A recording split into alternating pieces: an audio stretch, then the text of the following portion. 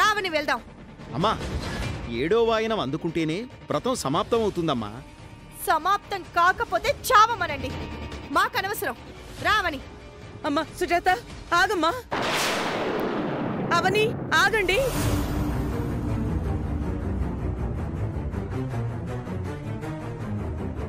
వ్రతం పూర్తి చేసి వెళ్ళండమ్మా. అక్క వదలక్క, వదలక్క. వాళ్ళతో ఇంకేం మాట్లాడాల్సిన అవసరం లేదు, వెళ్దాంరా. అక్క నేను వాయనం అందుకుని వస్తాను.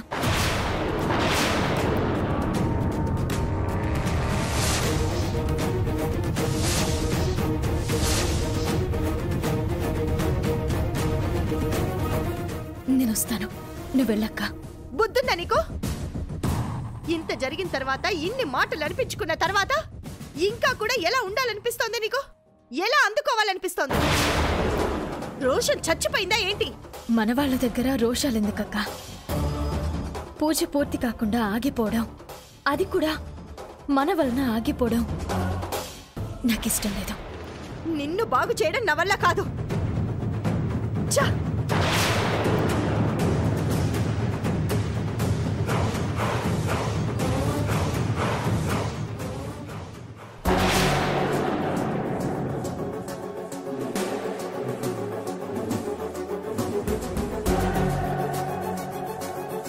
ఇదిగో అవని, ఇప్పుడే చెప్తున్నాను, ఇంకొకసారి నా భార్య జాతకం విషయంలో పిచ్చి ప్రయత్నాలు చేసావనుకో బాగుండదు. మరి అమ్మా, బొట్టు పెట్టుకోండి.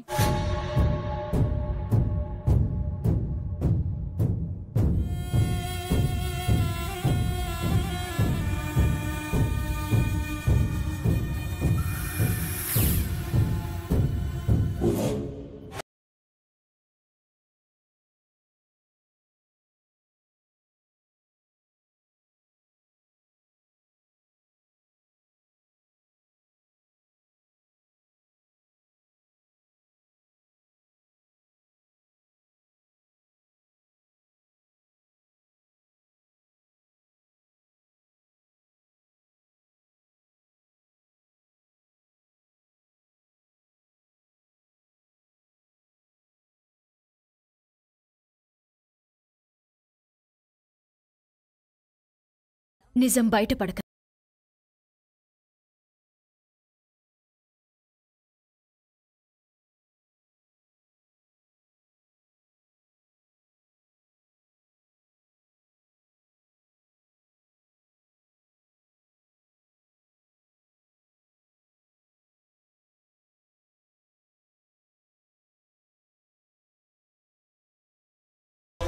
వెళ్తూ వెళ్తూ కూడా ఆ మాట అనేసి వెళ్ళింది. అవేం పట్టించుకోవద్దమ్మా. మీరు పెద్దల ఆశీర్వాదం తీసుకోండి. తీసుకోండమ్మా.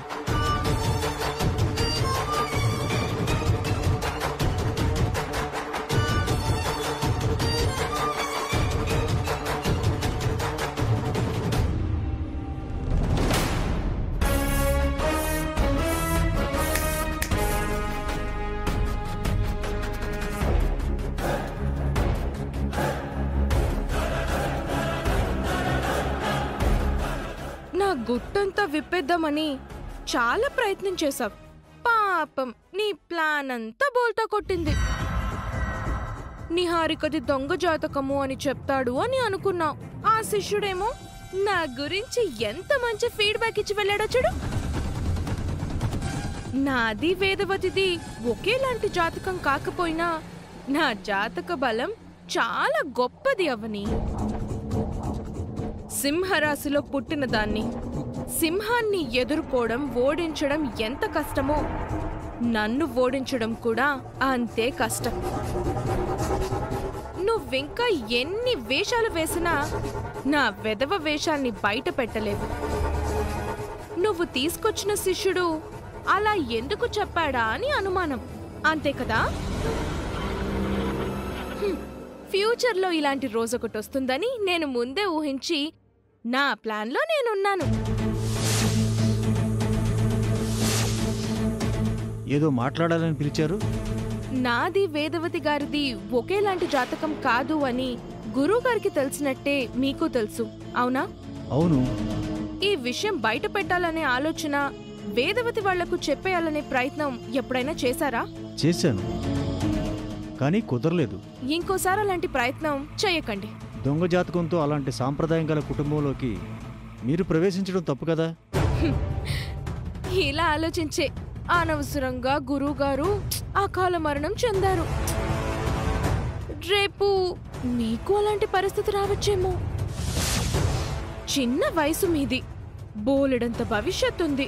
సంబంధం లేని విషయాల్లో జోక్యం చేసుకోవడం అవసరమా చెప్పండి? అందుకే నేను చెప్పేది బుద్ధిగా వినండి. రేపటి రోజునెప్పుడైనా అవని మీకు ఎదురుపడి నా జాతకం గురించి అడిగితే నిజం తెలుసు అని చెప్పండి. వెంటనే వేదవతి దగ్గర నిరూపించే ప్రయత్నం చేయడానికి మిమ్మల్ని వెంట పెట్టుకొని వస్తుంది. అవనితో పాటు రండి. అవని తొందరపడి ముందే బోలెడు మ్యాటర్ చెప్తుంది. అప్పుడు మీరు దానికి రివర్స్లో చెప్పండి. మీరలా అందరి ముందు చెప్తే అవని మరోసారి ఫూల్ అవుతుంది. వేదవతికి నా మీద నమ్మకం మరింత బలపడుతుంది.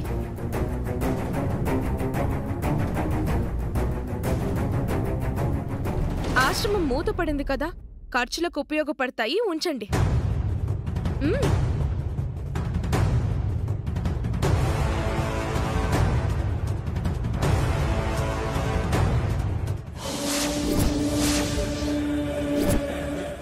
అది జరిగింది. నాకంటే నువ్వు ఎక్కువ డబ్బిస్తే నీకు ఫేవర్గా చెప్తాడు అని అనుకుంటున్నావేమో. చెప్పడు. నేనిచ్చిన డబ్బుని ఆనందంతో తీసుకోలేదు, భయంతో తీసుకున్నాడు. గురువుగారి శిష్యుడి మీద ఇంకా ఆశలు వదులుకో. ఈ జన్మలో తన నోటి నుంచి నిజం రాదు. నాకు కొంచెం ముందు చూపు ఎక్కువ కదవని. ఏంటి మైండ్ అంతా బ్లాంక్ అయిపోయింది కదా? నీ వెనక నువ్వే గోతులు తవ్వుకుంటున్నావన్న విషయం నీకు అర్థమవుతుందా? నేను గోతులు తవ్వుకోవడం లేదవని, నా ఫ్యూచర్ని బిల్డ్ చేసుకుంటున్నాను. అయితే నీ కలల సౌధం కుప్ప కూలిపోవడానికి సిద్ధమవుతుంది. రెడీగా ఉండు. ఈ ఓవర్ కాన్ఫిడెన్సే వద్దంటున్నాను. నా జోలికి రాకుండా ఉంటే మంచిదని లాస్ట్ అండ్ ఫైనల్ గా చెప్తున్నాను. అర్థం చేసుకుంటే బావుంటుంది. నిన్నింటి నుంచి బయటికి గెంటేంత వరకు, మరోసారి నా కుటుంబం వైపు చూడకుండా తరిమి తరిమి కొట్టేంత వరకు నా ప్రయత్నం నేను ఆపను. చూద్దాం, చూసుకుందాం.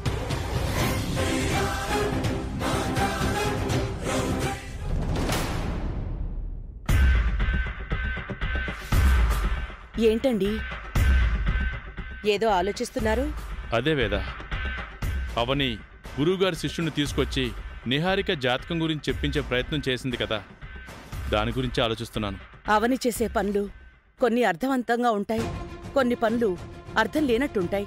అంటే ఏంటి నీ ఉద్దేశం? అవని చేసిన పని చాలా తప్పు కదండి. తప్పేనంటావా? అదేంటండి అలా అంటారు? తప్పు కదా మరి. అవనికి నిహారిక అంటే ఎందుకు నచ్చడం లేదో తెలీదు గాని అలాంటి పనులు చెయ్యొచ్చా చెప్పండి? గురువుగారి శిష్యుణ్ణి తీసుకొచ్చి అంత పెద్ద అబద్ధాన్ని చెప్పించాలని చూసింది. ఎంత దారుణం అది! నాకొచ్చిన కోపానికి అవని మీద చెయ్యి చేసుకోవాలనిపించింది. అక్కా చెల్లెళ్ళిద్దరినీ బయటికి గెంటేయాలి అనిపించింది. ఫంక్షన్ డిస్టర్బ్ అయిపోతుందని సైలెంట్గా ఉండిపోయాను. మన అవని ఒక అబద్ధం చెప్పించడం కోసం నిజంగానే డబ్బాసి చూపించుంటుందంటావా, బెదిరించుంటుందంటావా? అవని మనస్తత్వం అలాంటిదా? అవని అలాంటి ఆలోచనలు చేస్తుందా? అలా చేసుంటుందని నేను నమ్మలేదండి. కాని గురువుగారి శిష్యుడికి మన దగ్గర అబద్ధం చెప్పాల్సిన అవసరం ఏముంది? నిహారికది నిజంగా నాలాంటి జాతకం కాకపోతే మన దగ్గర నిజం చెప్తాడు కదా. నిహారికది సరైన జాతకం కాకపోతే మన దగ్గర దాచిపెట్టరు కదా. నాకు అనుమానంగానే ఉంది. ఎవరి మీద? శిష్యుడి మీదనా? అదే అర్థం కావడం లేదు. మీ ఉద్దేశమేంటో నాకర్థం కావట్లేదు.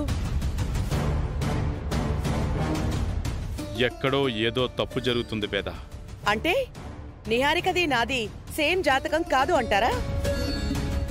ఇంతకాలం నమ్మిన దాన్ని నిజం కాదని అనలేను. ఇప్పుడున్న పరిస్థితులను బట్టి చూస్తే మనం నమ్మిన దాంట్లో ఎంతవరకు నిజం ఉందో చెప్పలేను. చాలా సందిగ్ధంలో ఉన్నాను. నిహారిక పుట్టి పెరిగిన వాతావరణాన్ని బట్టి తన పద్ధతుల్లో చిన్న చిన్న లోపాలు ఉండొచ్చు గాని జాతకంలో ఎలాంటి లోపం ఉండదని నేను నమ్ముతున్నాను. కాదని మీరనకండి, నా గుండె ఆగిపోతుంది. నాకెందుకు అలా అనిపించింది వేద. నువ్వేం టెన్షన్ పడకు. జాతకంలో నిజంగా తప్పుంటే ఏదో ఒకరోజు బయటపడుతుంది.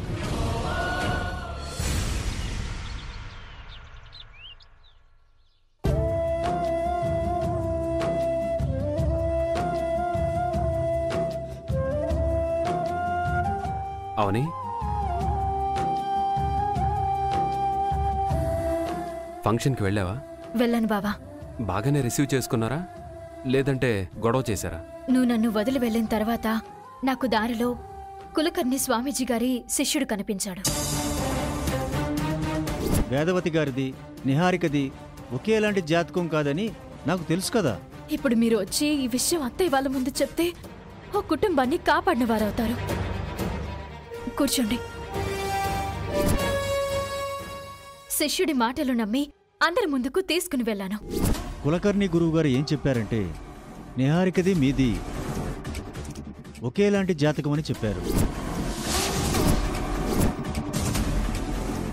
శిష్యుడు ఎందుకలా చెప్పాల్సి వచ్చిందంటే, రేపటి రోజునెప్పుడైనా అవని మీకు ఎదురుపడి నా జాతకం గురించి అడిగితే నిజం తెలుసు అని చెప్పండి.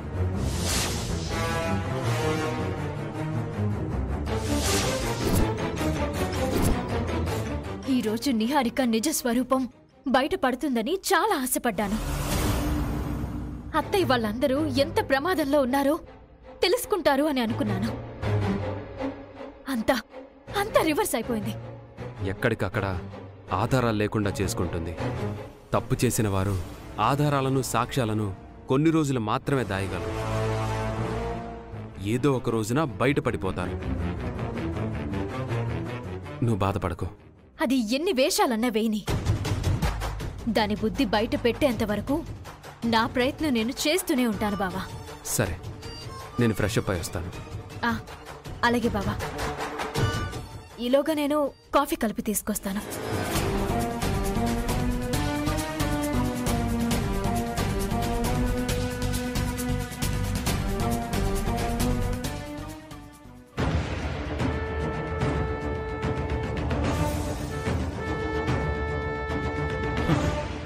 దేవుడు అన్నీ సృష్టించాడు గాని డబ్బులు కాసే చెట్లను కూడా సృష్టించుంటే బాగుండేది. నాలాంటి వాడు అవసరమైనప్పుడల్లా ఎంత కావాలంటే అంత తెంపుకునేవాడు. ప్రస్తుతం మన బ్యాంకు ఈ శ్రీకర్ బ్రదరే. బ్రదర్ దగ్గరికి వెళ్ళి ఓ 200-300 లాక్కోవాలి. అంతకంటే ఎక్కువ అడిగితే ఇవ్వడు. ఇప్పటికే బ్రదర్ని చాలా వాడేశాం.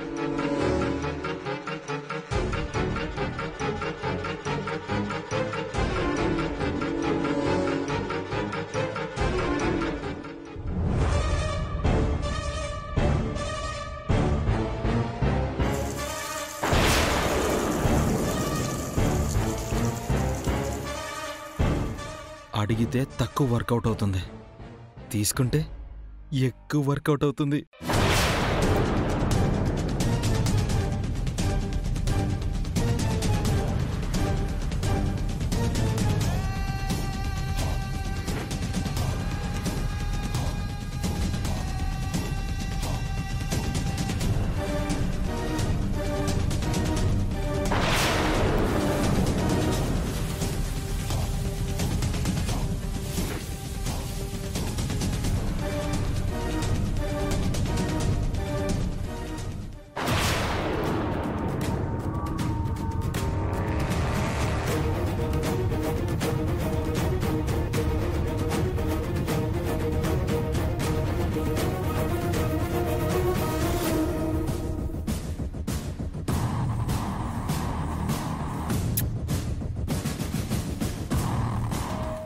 నేను ఇంట్లోకి వచ్చినట్టు ఎవ్వరూ గమనించలేదు.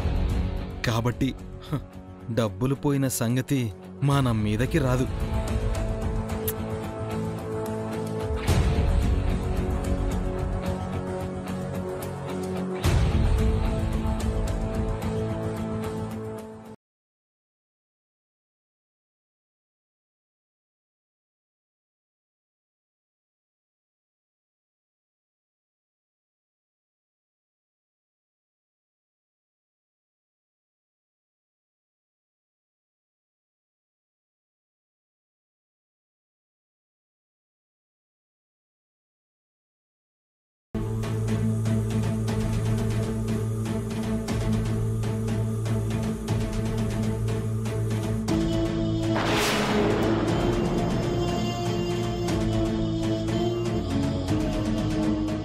బావా, కాఫీ.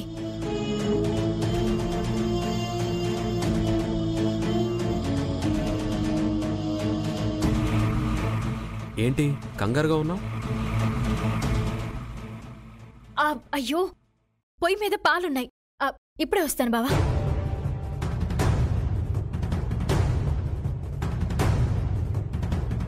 లాభం 2 3 4.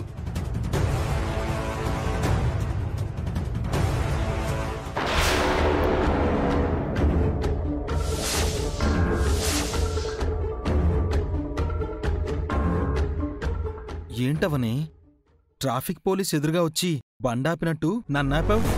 డబ్బులెక్కడివి బావా? అది చెప్పు బావా. నీవైతే ధైర్యంగా లెక్క పెట్టుకుంటావు, లేదంటే ఇలా దొంగలా దాచుకుంటావు. ఏ మాటలవి? ఇవి నా డబ్బులు. రిక్షావాడి దగ్గర 100 200 ఉంటాయి, ఆటోవాడి దగ్గర 1000 2000 ఉంటాయి. నీ దగ్గర అన్ని డబ్బులు ఎలా వచ్చాయి? కూలి పని చేసావా? మూటలు మోసావా? మేస్త్రి పని చేసావా? ఏం చేసావో చెప్పు బావా. నా ఫ్రెండ్ దగ్గర నుంచి అప్పు తీసుకున్నాను. ఉన్న అప్పులే తీర్చలేని వాడికి కొత్త అప్పులు ఎక్కడి నుంచి పుట్టాయి? అప్పు పుట్టించడం కూడా ఒక కళే అవని. 64 కళల్లో అదొకటి. నాకు అర్జెంట్ పనుంది, అడ్డు తప్పుకో. మా ఆయన పర్స్ నుంచి డబ్బులు తీయడం నేను చూశాను బావా. కావాలంటే మీ ఆయన్ని అడుగుతాను గాని అలా ఎందుకు తీస్తాను? జీవితంలో ఒక్కసారైనా నిజం చెప్పావు బావా?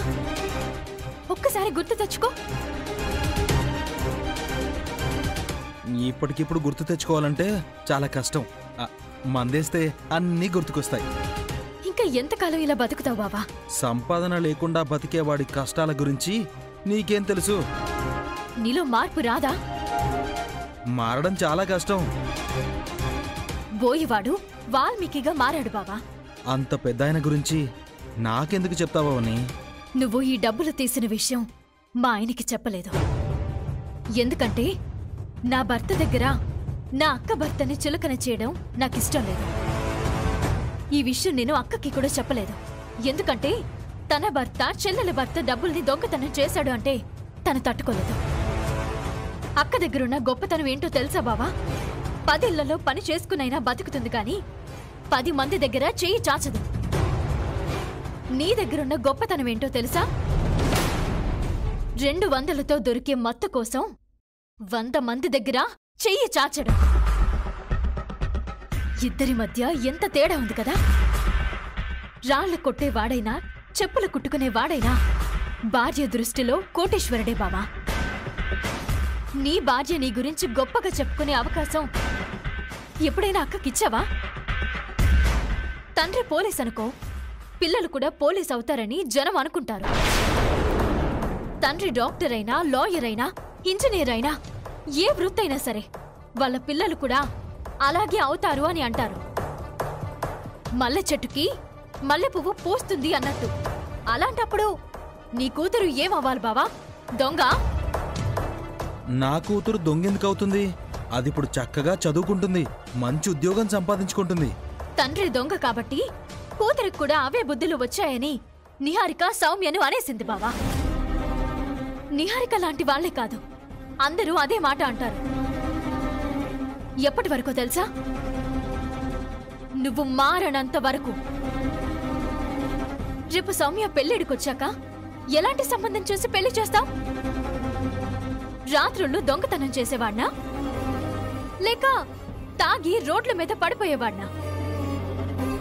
ప్రేమగా పెంచుకుంటే విష సర్పాలు క్రూర మృగాలు కూడా తమ నైజాన్ని మార్చుకుంటున్నాయి బావా. మరి నువ్వెప్పుడు మారుతావు?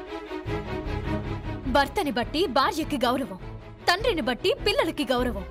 అది గుర్తుంచుకో.